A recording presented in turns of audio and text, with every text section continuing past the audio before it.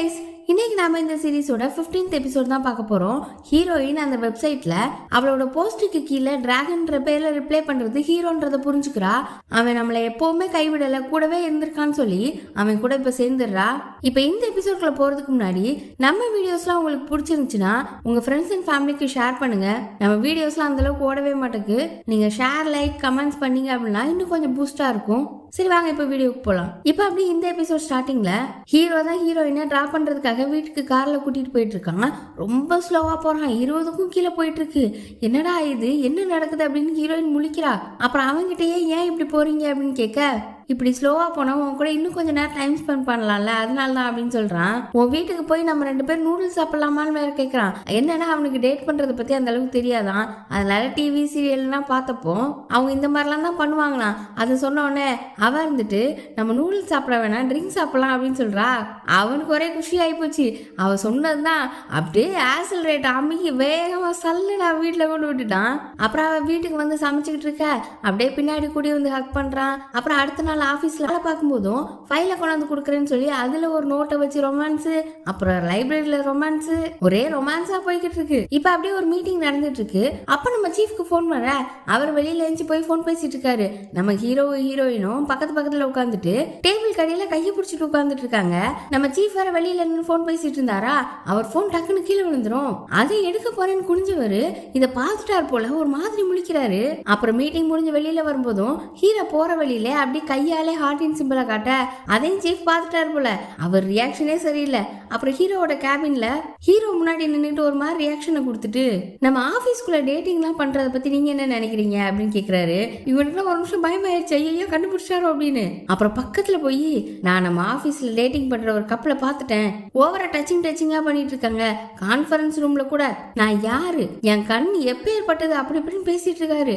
அவனுக்கு நான் மூச்சோட கூட முடியல, அவ்வளவு பயமா இருக்கு, நீங்க பாத்துருவீங்கன்னு எதிர்பார்க்கல, அந்த மாதிரி ஃபீலிங் எல்லாம் கண்ட்ரோல் பண்றது அப்படின்னு சொல்லிட்டு இருக்கும்போது அவங்க 2 பேரையும் நாம விடவே கூடாதுன்றாரு. யாரான்னு பார்த்தா நம்ம சீனியரும் கங்கும் இருக்காங்கல்ல, அவங்க 2 பேரும் பேட்ச் ஆயிருக்காங்க. நம்ம சீஃப் போன் கீழே விழுந்துச்சுல, அப்ப அவங்க 2 பேரும் மாத்தி காலை உரசிட்டு இருந்திருக்காங்க. அப்புறம் திரும்ப மீட்டிங்க முடிச்சு போறப்போ கையை உரசிட்டு போயிருந்திருக்காங்க. இததான் அவர் நோட் பண்ணி இருந்திருக்காரு. அப்புறம் ஹீரோவும் சொல்லி பாக்குறான், டேட்டிங் பண்றதுல தான் சந்தோஷம் இருக்குன்னு நீங்க தானே சொன்னீங்க, இதுல என்ன இருக்கு விட்டுருங்க அப்படின்னு சொல்லி. ஆனா அவர் கேட்கவே மாட்டாரு. வேலை நேரத்துல இப்படி வேலையை பார்க்காம கூத்தடிச்சிட்டு இருந்தா நல்லாவா இருக்குது, உங்களுக்கு இது பிடிக்காதுல்ல அப்படின்னு சொல்லிட்டு இருக்க. இல்ல பரவாயில்ல, அவங்க வேலை நல்லா பாக்குற வரைக்கும் இதெல்லாம் ஒரு விஷயமே இல்லை அப்படின்னு சொல்றான். ஆனா அவர் கேட்கவே மாட்டாரு. இதுக்கு முன்னாடி உள்ள பாஸா இருந்தா நீங்க எல்லாம் இப்ப எவ்வளவு கோவப்பட்டு இருப்பீங்க. சரி பரவாயில்ல, உங்க வாழ்க்கை சந்தோஷம் இல்லைன்றதுக்காக நீங்க எல்லாத்தையுமே விட்டுட்டு இருக்கீங்க, இதெல்லாம் நானே பாத்துக்கிறேன் அப்படின்னு சொல்றாரு. அப்புறம் நம்ம கங்கு லைப்ரரியில் நிக்காரு. அப்பதான் நமக்கு இவங்க 2 பேரும் எப்படி பேச்சப் பண்ணாங்க அப்படின்றது காட்டுறாங்க. நம்ம சீனியர் கொஞ்சம் ஃபீல் பண்ணிட்டு இருந்தாங்கல்ல, அவங்க அப்பாவை பத்தி பேசிட்டு, அப்ப நம்ம கங்கு கூட சமாதானப்படுத்தினாரு. நம்ம சீனியர் ரொம்ப குடிச்சிருப்பாங்க போல. அப்புறம் கங்கு தான் சீனியரை வீட்டுல கொண்டு போய் விட்டுருக்காங்க. அவங்கள அப்படியே பெட்ல தூங்க வச்சுட்டு கிளம்பலான்னு போகும்போது சீனியர் அவரோட கையை பிடிச்சிட்டு, இன்னைக்கு ஒரே ஒரு நாள் என் பக்கத்துல இரு அப்படின்னு சொல்லி கேக்குறாங்க. அவர் ஒண்ணு, இல்ல இருக்க மாட்டேன், இன்னைக்கு ஒரு நாள் இல்ல, வாழ்நாள் முழுக்க அவன் பக்கத்துல தான் இருக்க போறேன், நீ என் இதயத்துக்கு நல்லதே கிடையாது, எனக்கு உன்னை பிடிக்கும் அப்படின்னு சொல்லிட்டு அப்படியே பாஞ்சிடுறாரு. இப்படித்தான் பேச்சப்பா இருக்காங்க. அப்புறம் லைப்ரரியில இருந்து இதெல்லாம் யோசிச்சு பார்த்துட்டு, இது நிஜம்தானா, நிஜமாவே சீனியர் நம்ம கேர்ள் ஃப்ரெண்டா அப்படிலாம் யோசிச்சுட்டு இருக்க, நிஜம்தான், நிஜமாவே நான் உன் கேர்ள் ஃப்ரெண்ட் தான் அப்படின்னு சொல்லிட்டு அங்க சீனியர் வராங்க. அங்கேயும் சீனியர் மேல பாயறதுக்கு நிக்கிறாரு. என்ன பண்ணிட்டு இருக்க, வேலை நேரத்துல இதெல்லாம் யாராவது பார்த்தா என்ன ஆகும், சும்மா இரு அப்படின்னு சொல்லிட்டு அங்கேயும் நின்று ஒருத்தர் இடிச்சிட்டு இருக்காங்க. அப்புறம் அப்படி கேபினுக்கு வந்தா நம்ம சீட் இருந்துட்டு, வேலை நேரத்துல எங்க போயிருந்தீங்க 2 பேரும் கேட்க, நம்ம கங்கு கொஞ்சம் வளர்றாரு. ஆனா சீனியர் கான்பிடென்டா, நம்ம கங்கு ஒரு ரெஃபரன்ஸ் பேப்பர் தேடிட்டு இருந்தாரு, நான் அதுக்கு ஹெல்ப் பண்ணேன் அப்படின்னு சொல்றாங்க. உடனே நம்ம சீஃப் கையில ஒரு கம்பை வச்சுக்கிட்டு, எல்லாருக்கும் ஒண்ணு சொல்றேன் நல்லா கேட்டுக்கோங்க, நம்ம டிஜிட்டல் டீம்ல ஒரு 2 பேர் இருந்தாங்க, ஞாபகம் இருக்கா, ஆபீஸ்க்குள்ளே லவ் பண்ணிட்டு தெரிஞ்சாங்க, ரொம்ப சந்தோஷமா இருந்தாங்க, வேலை பார்க்குற இடமும் ரொம்ப சந்தோஷமா இருந்துச்சு. ஆனா அவங்க பிரிஞ்சதுக்கு அப்புறம் வேலை பார்க்குற இடம் நரகமாயிருச்சு. அப்ப 2 பேரும் வேலையை விட்டு போயிட்டாங்க. இதே நிலைமை தான், யாருமே இங்க டேட்டிங்லாம் பண்ணக்கூடாது, அது கலவனும் கிடையாது. யாராவது வேலையை தவிர இங்க ஏதாவது பண்ணிக்கிட்டு இருந்தீங்க, லவ்வுக்குன்னு ஏதாவது பேச்சு வந்துச்சு, சும்மா இருக்க மாட்டேன் அப்படின்னு சொல்லிட்டு, புரிஞ்சதா கங்கு, புரிஞ்சதா சீனியர் அப்படின்றாங்க. உடனே சீனியர், என்ன எதுக்கு சொல்றீங்க, நான் அதெல்லாம் பண்ணவே மாட்டேன் அப்படின்னு சொல்றாங்க.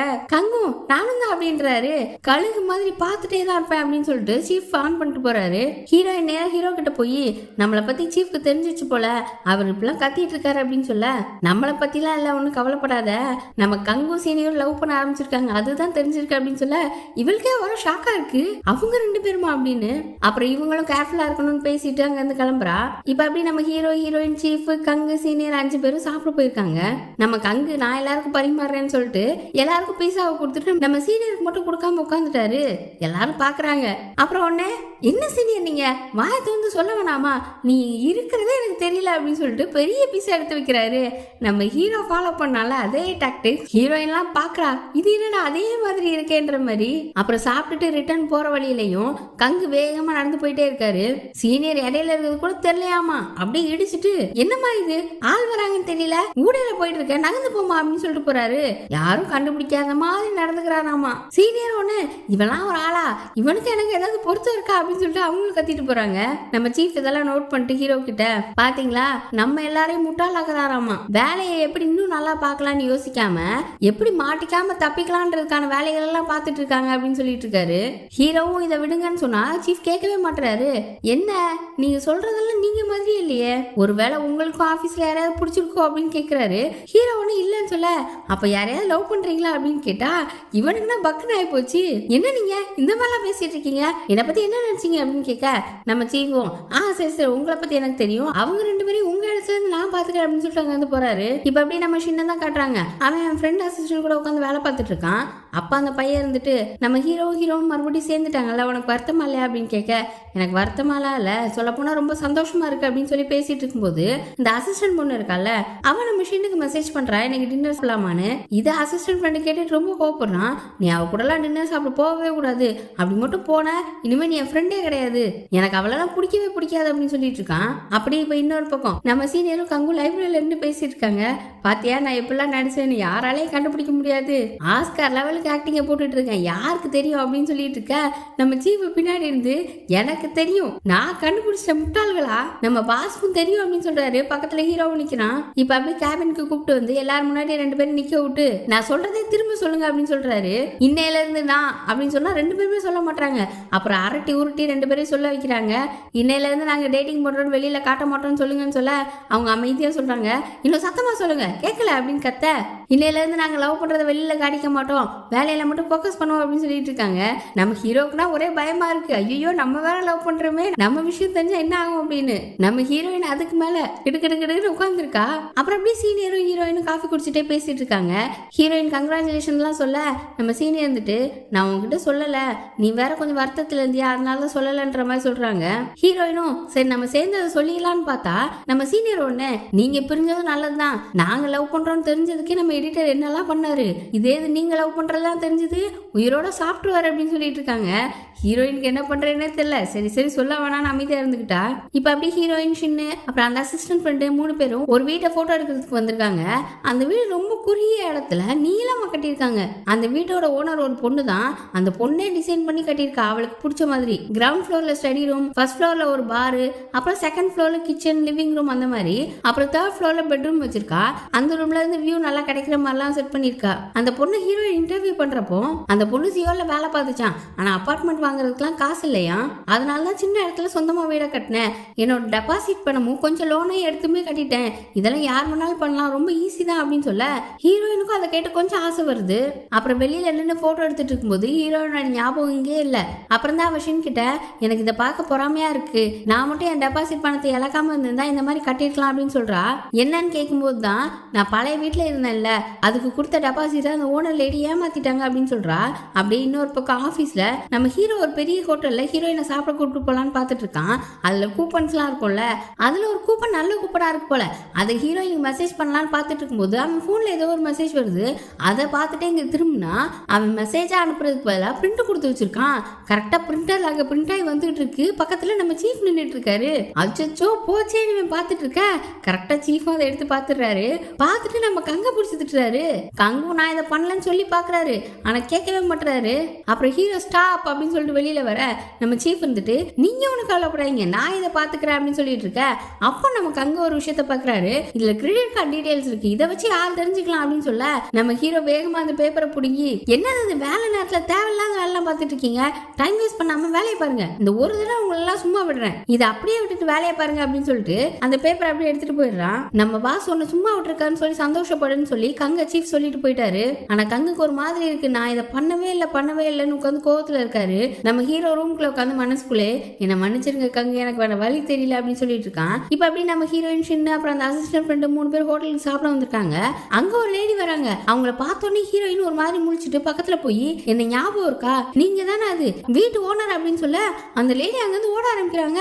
ஹீரோயின் பின்னாடியே துரத்துறா. ஷின் அவளுக்கு பின்னாடி ஓடி வரான். அசிஸ்டன்ட் ஃப்ரெண்டு அவனுக்கு பின்னாடி ஓடி வந்துட்டு இருக்கான். நம்ம ஹீரோயின் நில்லுமா நில்லுமா ஏமா நில்லுமா அப்படின்னு கத்திட்டே ஓடி வந்துட்டு இருக்கா. அந்த லேடியும் வர வழியில ஒன்னே இடிச்சு போட்டுட்டு ஓடிட்டு இருக்காங்க. ஹீரோயினும் பின்னாடியே துரத்துறா. ஒரு கடத்துல அவங்க கீழே விழ இவளை புடிச்சிட்டா. அப்புறம் ஒரு ஹோட்டல்ல உட்காந்து பேசிட்டு இருக்காங்க. என்னோட காசை கொடுங்கன்னு கேட்டா அவங்க, என்னோட பில்டிங் தான் ஏலத்துல மூழ்கிருச்சுல, அப்புறம் எப்படி என்னால காசு கொடுக்க முடியும் அப்படின்னு கேக்குறாங்க.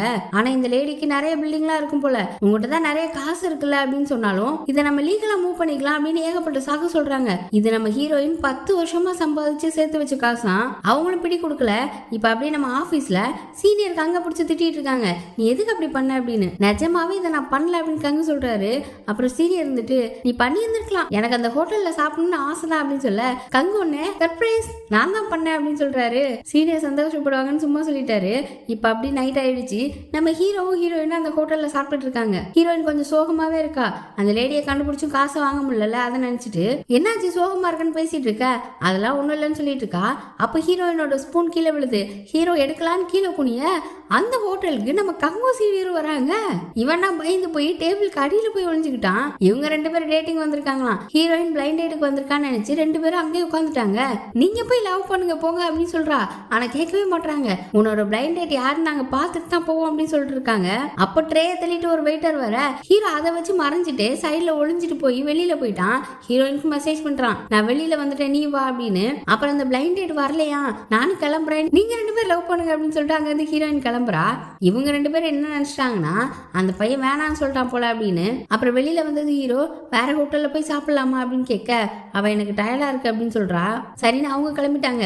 இங்க நம்ம சீனியர் கங்க கிட்ட, நீ கியூட்டி பையெல்லாம் இந்த மாதிரி ரிச்சான ரெஸ்டாரண்ட்டுக்கு கூட்டிட்டு போனது இல்லையே, என்ன மட்டும் கூட்டிட்டு போறேன்னு கேட்க, நீ அவளை விட எனக்கு பெஸ்ட் அதனால அப்படின்னு சொல்ல, கியூட்டி பை ஒரு பெரிய ஜாக்பாட்டே மிஸ் பண்ணிட்டா அப்படின்னு சொல்ல, எனக்கு அவெல்லாம் இப்ப கிடையாது, எனக்கு இப்ப நீ தான் அப்படின்னு சொல்லிட்டு டின்னருக்கு அப்புறம் படத்துக்கு போலாமா அப்படின்னு கங்க கேட்கிறாரு. படத்துக்குலாம் வேணாம், எனக்கு வேற ஒரு பிளான் இருக்கு அப்படின்னு சொல்லி சீனியர் சொல்றாங்க. அப்புறம் பார்த்தா 2 பேரும் சீனியரோட வீட்டுக்கு தான் வந்திருக்காங்க. அப்படியே பயங்கர ரொமான்ஸ்ல இறங்கிட்டாங்க.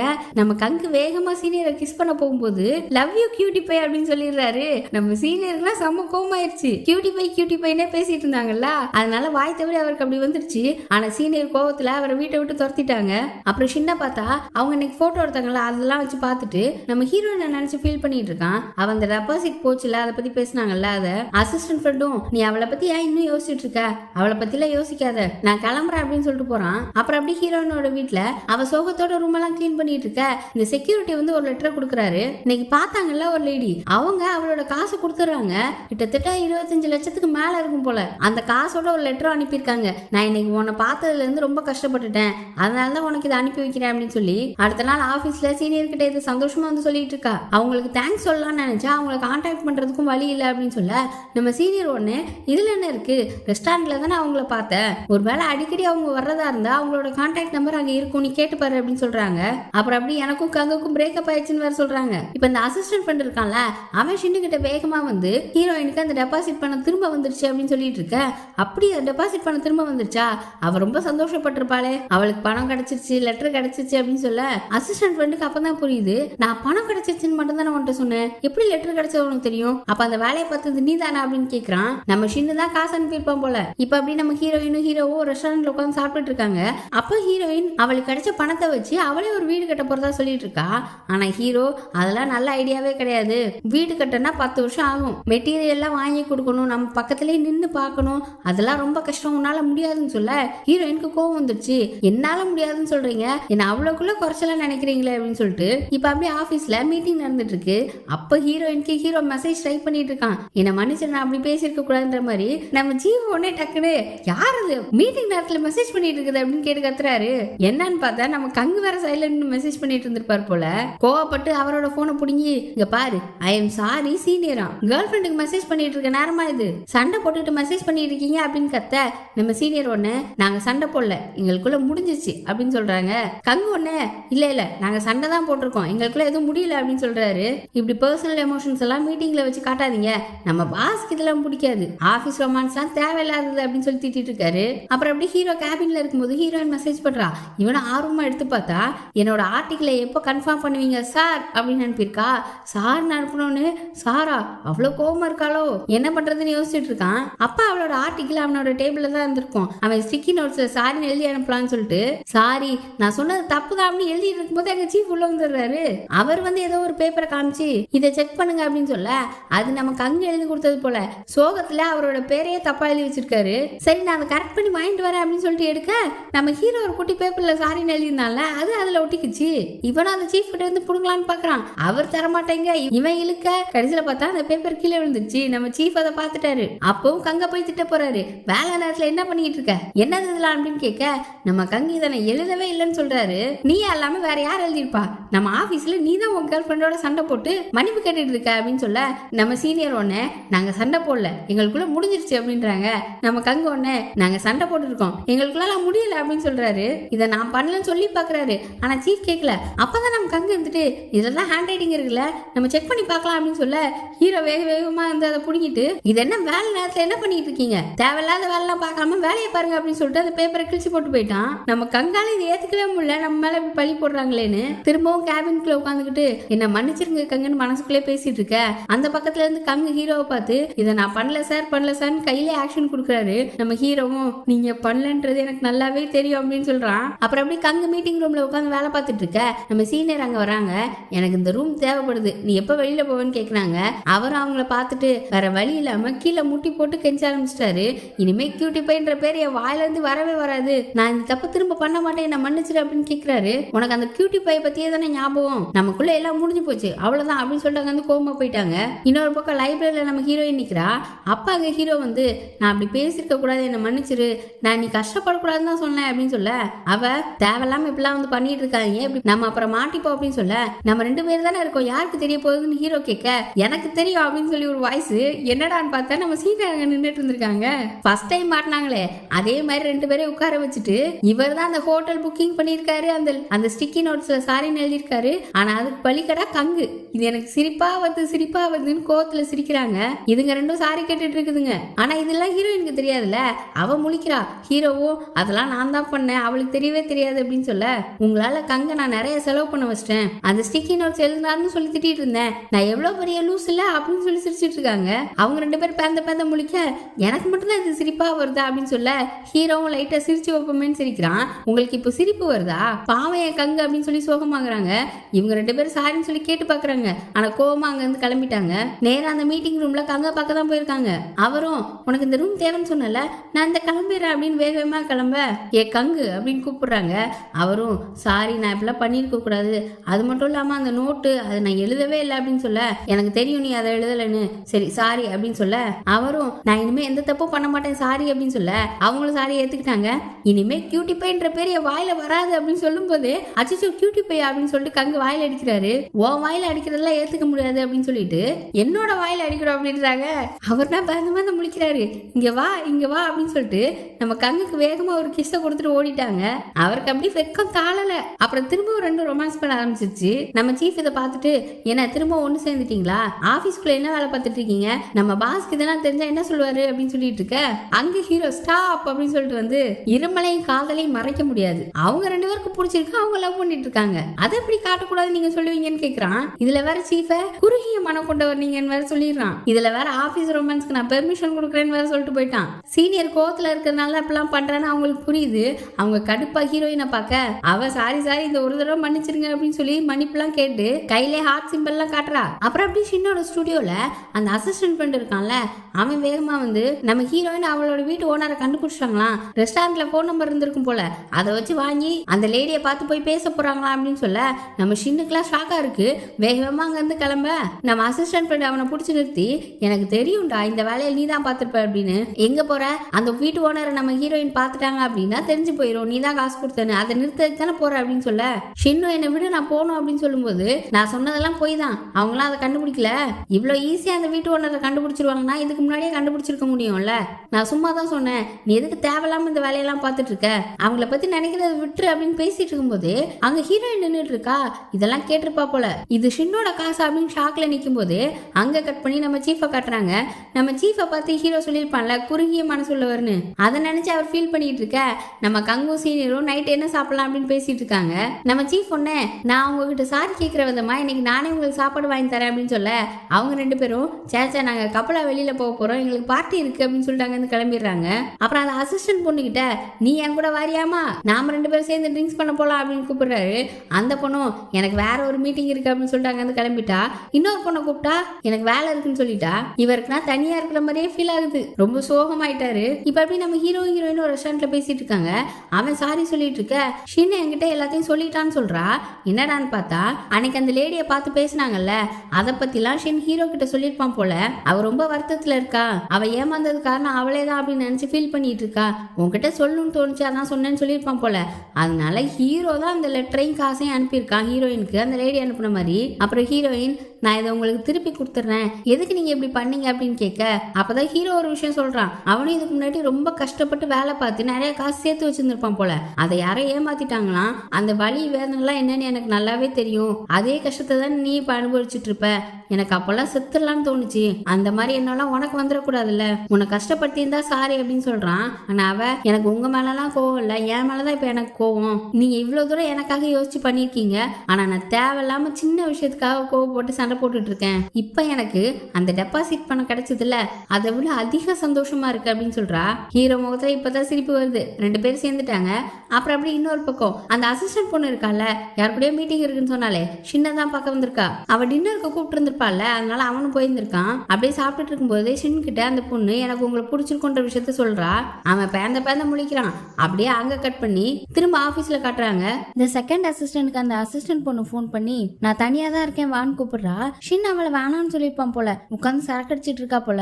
ஆனா இந்த பொண்ணு வேலை இருக்குன்னு சொல்லி கட் பண்ண இது எல்லாத்தையுமே அந்த அசிஸ்டன்ட் ஃப்ரெண்டு கேட்டுட்டு இருந்திருக்கான். அவன் கை தட்டிக்கிட்டு சிரிச்சுக்கிட்டு, பாத்தியா அவன் எனக்கு பண்ணால, அவளுக்கு இதுவும் வேணும் இதுக்கு மேலேயும் வேணும், வினை விதைத்தவன் வினைய இருப்பான், அவ பண்ணதுக்கு தான் அவளுக்கு இப்படி கிடைச்சிருக்கா அப்படி இப்படின்னு பேசுறான். இந்த செகண்ட் அசிஸ்டன்ட் பொண்ணும் நீ மனசுல அவளை வச்சுட்டு எதுக்கு இப்பெல்லாம் பண்ற அப்படின்னு கேட்க, அவளா கேன் மனசுல அதெல்லாம் ஒண்ணும் இல்லை அப்படின்னு சொல்லிட்டு அங்க இருந்து கிளம்புறான். பார்த்தா அந்த அசிஸ்டன்ட் பொண்ணு சரக்கடிச்சிட்டு இருக்காளா, அங்கதான் இவனும் போய் உட்கார்றான். அப்புறம் அப்படியே இன்னொரு பக்கம் ஹீரோயினை பார்த்தா அவ வீட்டுல இருக்கும்போது அந்த ஆபீஸ் குரூப்ல ஒரு மெசேஜ் வருது, நம்ம கங்கு ஒரு ஆள் தனியா வாழ்றாரு அப்படின்னு சொன்னாரா நம்ம ஹீரோயினோட அப்பா, அந்த வீட்டை அவரா எல்லாம் போட்டோ பிடிச்சு அனுப்பியிருக்காரு குரூப்ல.